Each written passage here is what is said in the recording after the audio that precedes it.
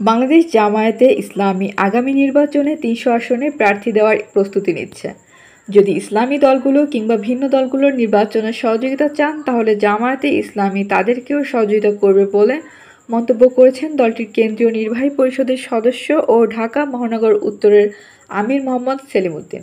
সোমবার ৯ সেপ্টেম্বর দুপুরে সিলেটের বিয়ানীবাজার পৌর শহরে আয়োজিত বিয়ানীবাজারে সাংবাদিকদের সঙ্গে মতবিনিময়কালে তিনি কথা বলেন। তিনি বলেন, বিগত সরকার দেশকে কেবল পিছনের দিকে নিয়ে গেছে, সর্বক্ষেত্রে দলীয়করণ করে দেশের সহিংস ও প্রতিহিংসার রাজনীতি শুরু করেছে। গত ৫ই আগস্ট ছাত্র জনতার আন্দোলনের স্বৈরশাসক শেখ হাসিনার পতনের পর দেশের সাধারণ মানুষ এক নতুন বৈষম্যহীন নতুন বাংলাদেশের স্বপ্ন দেখেছে।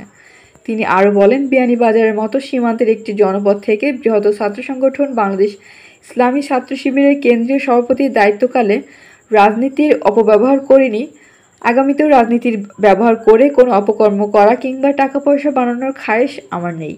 সেলিম উদ্দিন বলেন, বিগত সরকারের সময় বিচারের নামে প্রহসন হয়েছে। কোরআনের পাখি আল্লামা দেলোয়ার হোসেন সাঈদীকে মিথ্যা অভিযোগে সাজা দেওয়া হয়েছে। পরবর্তীতে পরিকল্পিতভাবে সরকারের দোষর চিকিৎসকরা অপচিকিৎসা দিয়ে তাকে হত্যা করেছেন। বাংলাদেশ জামায়াতে ইসলামী মাওলানা সাঈদীকে হত্যার বিচার দাবি করেছে।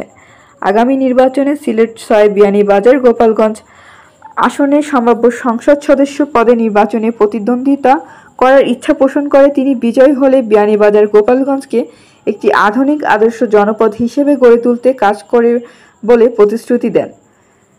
তিনি দেশের বিগত দিনের প্রতিহিংসামূলক রাজনীতি ও আগামী সম্ভাবনাময় বাংলাদেশের বিষয়ে বিস্তার আলোকপাত করেন। সবাই মফস্বল সাংবাদিকদের বিভিন্ন ধরনের সমস্যার সম্ভাবনা নিয়েও বক্তব্য রাখেন তিনি। উপস্থিত সাংবাদিকদের উদ্দেশ্যে আগামী জাতীয় সংসদ নির্বাচনে যোগ্য প্রার্থীর পক্ষে সঠিক তথ্য তুলে ধরা ইতিবাচক বিয়ানীবাজার উপস্থাপক করার আশাবাদ ব্যক্ত করেন। Desk report, Bangla post.